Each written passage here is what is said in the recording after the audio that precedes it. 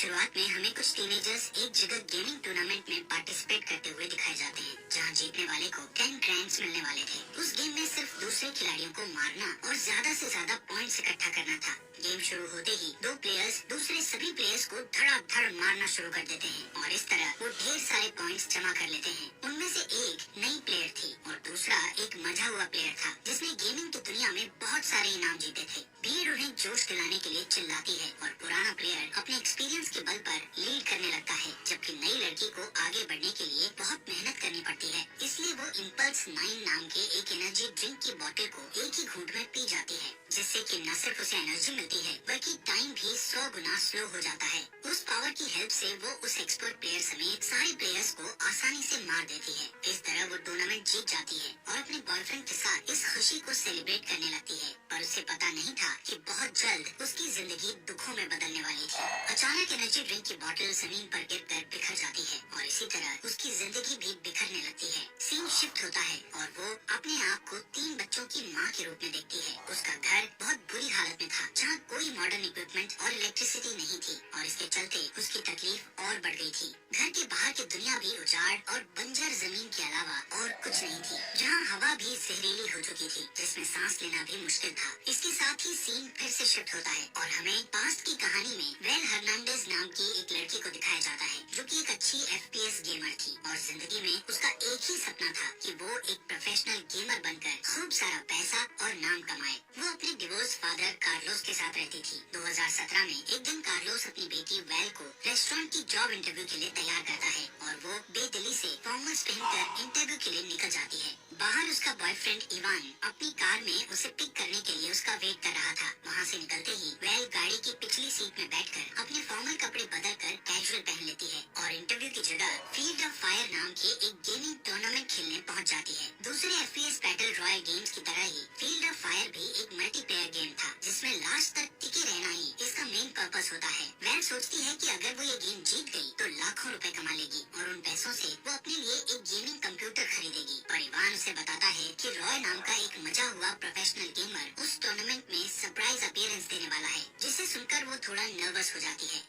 जल्दी ही वो लोग गेमिंग एरिया में पहुंच जाते हैं, जहां रॉय अपने फैंस के साथ फोटो खिंचवा रहा था। पहला मैच शुरू होने से पहले इवान वेल को समझाता है कि उसे इमोशंस की जगह पूरे फोकस के साथ खेलना चाहिए, ताकि वो किसी तरह फाइनल्स तक पहुंच जाए। लेकिन वेल उस घमंडी रॉय को हराना चाहती थी। थोड़ी देर में ही सारे प्लेयर्स अपने अपने कंप्यूटर्स के सामने बैठ जाते हैं और गेम शुरू हो जाता है। गेम की शुरुआत में वेल लीड कर लेती है, लेकिन थोड़ी ही देर में रॉय उसे आसानी से पीछे छोड़ देता है। वो इतना कॉन्फिडेंट था कि गेम के बीच बीच में वहाँ मौजूद क्राउड के साथ इंटरेक्ट भी करता रहता था। इसका फायदा उठाकर वेल कुछ पॉइंट्स जमा कर लेती है और वो जीतने ही वाली थी, लेकिन गेम को फिनिश करने के बजाय वो रॉय को मारकर गेम से आउट करने की कोशिश करती है, पर उसका दांव उल्टा पड़ जाता है और रॉय उसे मारकर गेम से बाहर कर देता है। इसके बावजूद वेल फाइनल्स के लिए क्वालिफाई कर जाती है, जो कि अगले ही दिन होने वाला था। जब वो अपने बॉयफ्रेंड के साथ गेमिंग एरिया से निकलने लगती है तो रॉय वहाँ पहुँचकर उसकी नकल उतारकर उसको चिढ़ाता है। फिर वो अपने फैंस के साथ सेल्फी लेने चला जाता है। इस बीच जब इवान अपनी गाड़ी लेने के लिए जाता है, तब कोजिमा नाम का एक आदमी वेल के पास आकर उसे कहता है कि उसे गेम जीतने के लिए सीक्रेट मालूम है।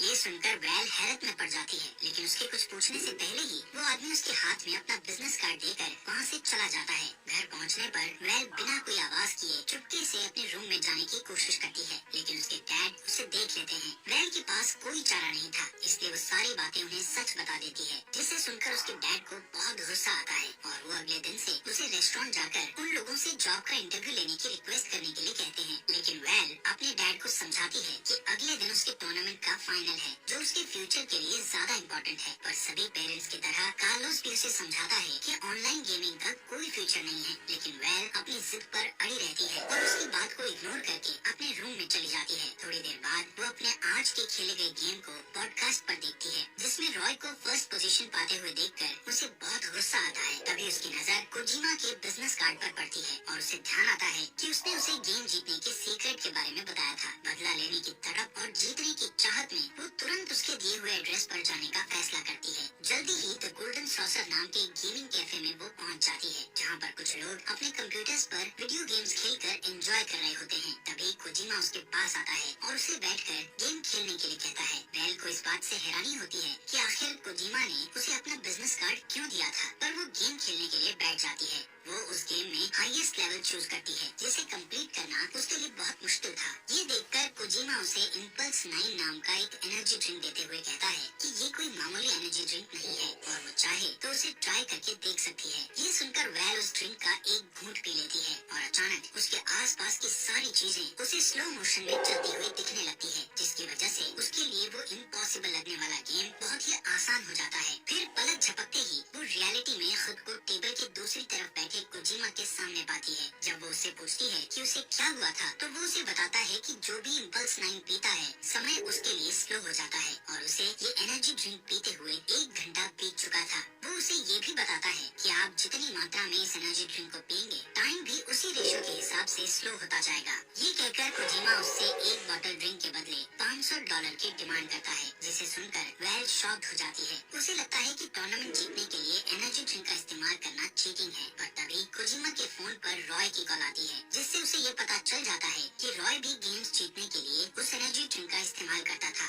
इसी वजह से वो दूसरे गेमर्स के मुकाबले अनबीटेबल बना हुआ था। ये सब जानने के बाद वैल इम्पल्स 9 की बोतल खरीदने के लिए तैयार हो जाती है। अगले दिन गेम शुरू होने से पहले वैल इम्पल्स 9 की बोतल को अपने कीबोर्ड के पास रख देती है। गेम शुरू होने से पहले वो उस एनर्जी ड्रिंक का एक छोटा सा घूंट लेती है। फिर अल्ट्रा स्लो मोशंस की बदौलत वो गेम में लीड करने लगती है। ये देखकर रॉय भी इम्पल्स 9 का कुछ घूंट लेता है और तेजी से ग्रैंड्स पार करते हुए टॉप पर पहुंच जाता है। इससे डेस्परेट होकर बिना कुछ सोचे समझे वैल ड्रिंक की पूरी बोतल पी जाती है, जिसके नतीजे में वो एकदम स्लो पेस में पहुंच जाती है और उसका पूरा फायदा उठाते हुए वो रॉय के अवतार को मारकर पूरा टूर्नामेंट जीत जाती है। उसका बॉयफ्रेंड इवान और सारा क्राउड उसके लिए चीयर्स करने लगता है। वो दोनों एक दूसरे को किस करने लगते हैं कि तभी एनर्जी ड्रिंक की बोतल जमीन पर गिरकर टूट जाती है। यहाँ से सीन शिफ्ट होकर वापस उस जगह पहुँच जाता है जहाँ हम वैल को एक बेकार से घर में चेयर पर एक बच्चे को गोद में लिए बैठा हुआ देखते हैं। थोड़ी ही देर में मैले कुचले कपड़े पहने इवान वहाँ आता है और बच्चे को सुलाने के बाद उसे तैयार होने को कहता है।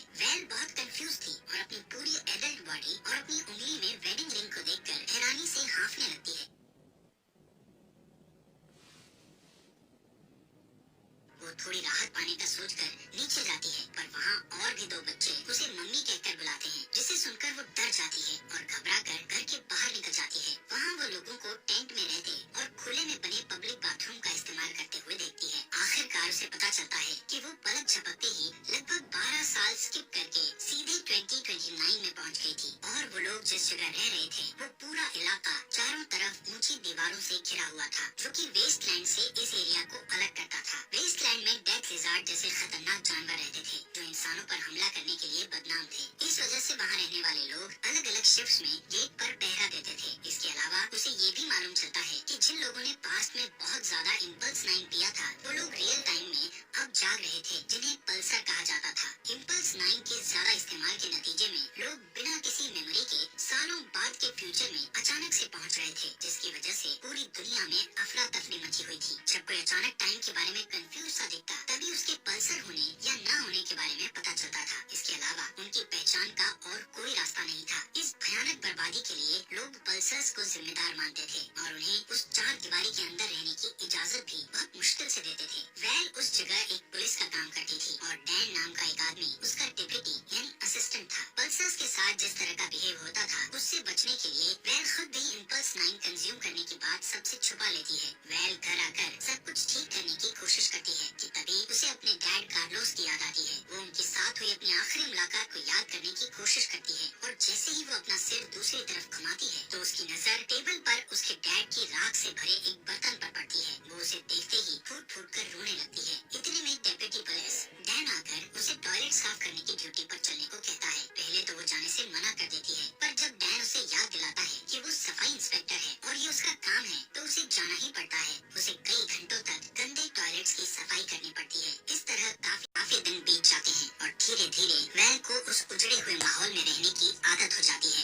एक दिन वो अपने सारे ड्यूटीज खत्म करके अपने बच्चों को स्कूल से लेने के लिए जाती है, जहाँ उसकी बेटी सोफिया उसे एक ड्राइंग दिखाकर कहती है कि वो उसकी हीरो है। वैल बहुत थकी हुई होने के कारण बच्ची के एफर्ट्स को अप्रिशिएट नहीं करती है। घर पहुँचने पर वो देखती है कि इवान एक बाइसिकल पर बैठा जोर जोर से पैडल मार रहा है। दरअसल वहाँ इलेक्ट्रिसिटी नहीं होने के कारण वो एक गेम खेलने के लिए पावर प्रोड्यूस कर रहा था। वैल अपने favourite game field of fire को देखकर हैरान रह जाती है। वो बच्चों को सुलाने से पहले एक राउंड खेलने के लिए तैयार हो जाती है। जब इवान लोगों से मिलने के लिए बाहर चला जाता है तो वो बच्चों के साथ गेम खेलने बैठ जाती है। कुछ घंटे बीत जाते हैं कि अचानक इवान भागकर घर आता है। वो काफी डरा हुआ था और वेल से कहता है कि वो आज अपनी गार्ड की ड्यूटी करना भूल गई थी, जिसकी वजह से गेट पर पहरा देने वाले डैन को अंदर आने का मौका नहीं मिल पाया और वो डेथ लिज़ार्ड का शिकार बन गया। दोनों तुरंत वहाँ पहुँचते हैं जहाँ डैन की वाइफ वेल पर बहुत गुस्सा होती है। अपनी गलती पर शर्मिंदा होते हुए वो वापस घर जाने को होती है, पर तभी इवान उसे याद दिलाता है कि उसकी ड्यूटी अभी पूरी नहीं हुई है।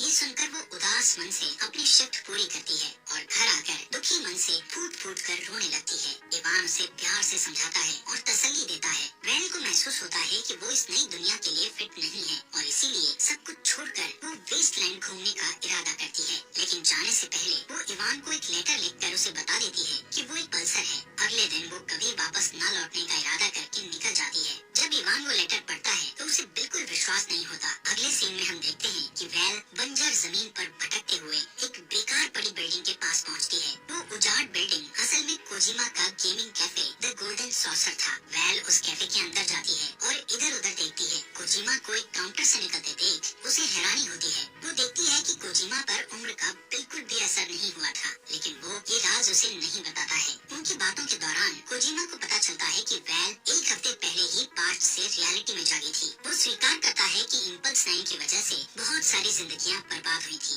लेकिन उसके पास वेल को उन सारी तकलीफों से छुटकारा दिलाने का प्लान था। कोजिमा इम्पल्स 9 का एक बड़ा बोतल लाकर उसे पीने को देता है। वो ये भी कहता है कि अगर उसने इसे पी लिया तो वो इस दुनिया में वापस कभी नहीं आएगी, क्योंकि वो सैकड़ों साल आगे के फ्यूचर में पहुंच जाएगी और तब तक वो इस दुनिया में मर चुकी होगी। कोजिमा उससे ड्रिंक पीते हुए गेम खेलने का सजेशन भी देता है। वेल को ये आइडिया पसंद आता है और वो अपना favourite game field of fire खेलने बैठ जाती है। पर जब वो इम्पल्स 9 की बोतल को उठाने के लिए आगे की तरफ झुकती है तो उसकी नजर उस ड्राइंग पर पड़ती है जो उसकी बेटी ने उसके लिए बनाया था। वो इमोशनल होकर यादों में खो जाती है। उसे इवान और अपने बच्चों के साथ बिताए सारे खुशगवार पल याद आने लगते हैं। फिर वो एनर्जी ड्रिंक पीने का इरादा छोड़कर वापस अपने परिवार के साथ जिंदगी गुजारने का फैसला करके अपने घर की तरफ चल देती है। लेकिन गेट पर उसे इवान गार्ड की ड्यूटी करते दिखाई देता है, जो उससे बहुत नाराज था। वो उसे अंदर आने से रोक देता है और वेल से कहता है कि उसने सबको धोखा दिया है। वेल अपनी हर गलती के लिए उससे माफी मांगती है।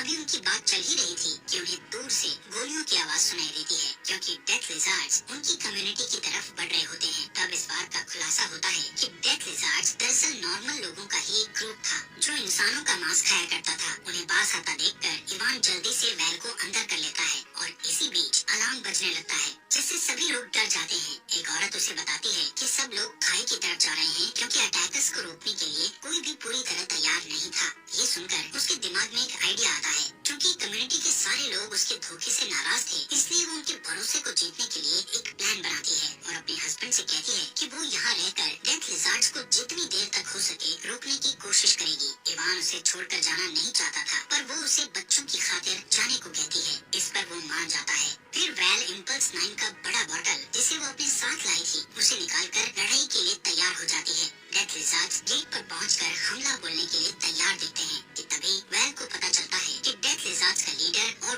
कोई नहीं बल्कि रॉय खुद था। दोनों एक दूसरे के आमने सामने थे। रॉय उसे बताता है कि वो रियलिटी में कुछ साल पहले पहुंचा था और अब वो एक जालिम लीडर बन चुका था जो किसी को भी मार सकता है। पर उसकी धमकियों का वेल पर कोई असर नहीं पड़ता, क्योंकि उसने उसके आने से पहले ही वो एनर्जी ड्रिंक पी लिया था। सबूत के लिए वो खाली बोतल को उसके सामने फेंक देती है। अचानक वेल स्लो मोशंस में चली जाती है और गैस के कैनिस्टर पर गोली चला देती है, जिससे सारे अटैकर्स हवा में उछल जाते हैं। फिर लगातार शूट आउट करते हुए वो सबको खदेड़ देती है। अनफॉर्चुनेटली उसके पेट और कंधे पर गोली लग जाती है, जिससे वो जमीन पर गिर जाती है। तभी रॉय आकर उस पर गोली चलाता है, लेकिन उसका निशाना चूक जाता है। इस मौके का फायदा उठाकर वो उस पर गोली चलाकर उसे मार डालती है। इसके बाद वो अपनी आखिरी सांस लेते हुए आसमान की तरफ एक फ्लेयर गन छोड़ती है, जिससे इवान को ये सिग्नल मिल जाता है कि उसकी कम्युनिटी अब सेफ है। एक तरफ इवान आसमान की तरफ जाते हुए ब्राइट रेड फ्लेयर को देखता है और दूसरी तरफ वेल धीरे धीरे अपनी आखिरी